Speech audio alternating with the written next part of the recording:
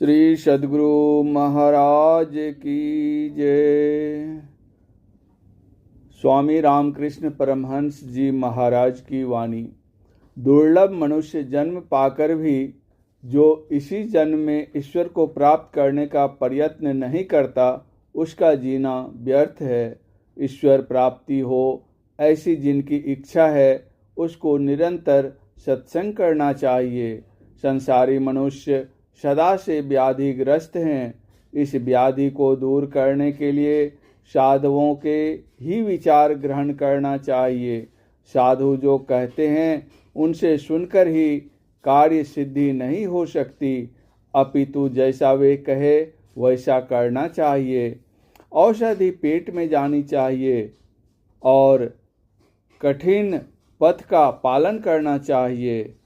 आकाश में रात्रि के समय बहुत से तारे दिखलाई पड़ते हैं, परंतु सूर्योदय होने पर वे अदृश्य हो जाते हैं। इससे यह कदापि नहीं कहा जा सकता कि दिन के समय तारे नहीं हैं। उसी प्रकार मनुष्य को माया जाल में फंसने के कारण यदि परमात्मा दिखलाई न पड़े तो मत कहो कि परमेश्वर नहीं है।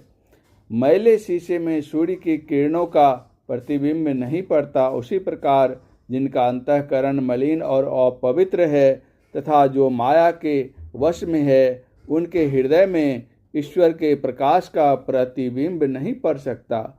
जिस प्रकार साफ शीशे में सूर्य का प्रतिबिंब पड़ता है, उसी प्रकार स्वच्छ हृदय में ईश्वर का प्रतिबिंब पड़ता है। इसलिए पवित्र बनो, संसार में रहो, लेकिन सांसारिक मत बनो।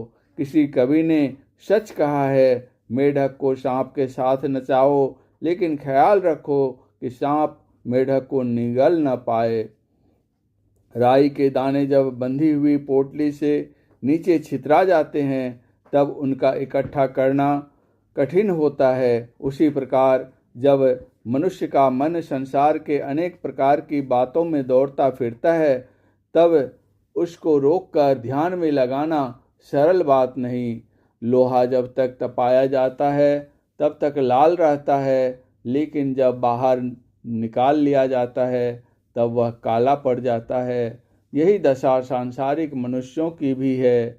जब तक वे मंदिरों में अथवा अच्छी संगति में बैठते हैं, तब तक उनके मन में धार्मिक विचार रहते हैं, किंतु जब उससे अलग हो जाते हैं तब वे फिर धार्मिक विचारों को भूल जाते हैं।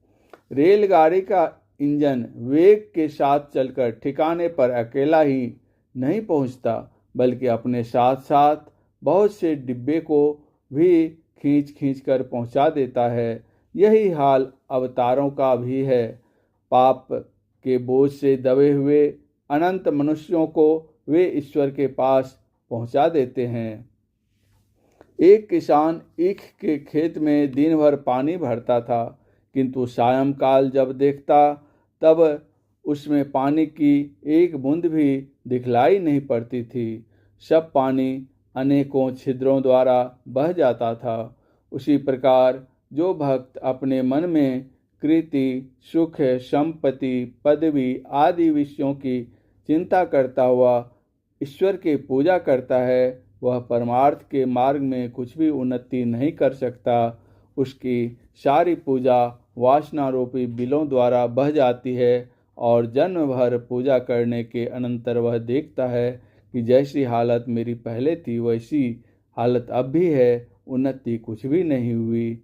फूले हुए कमल की सुगंध वायु के द्वारा पाकर भौरा अपने आप उसके पास पहुंच जाता है।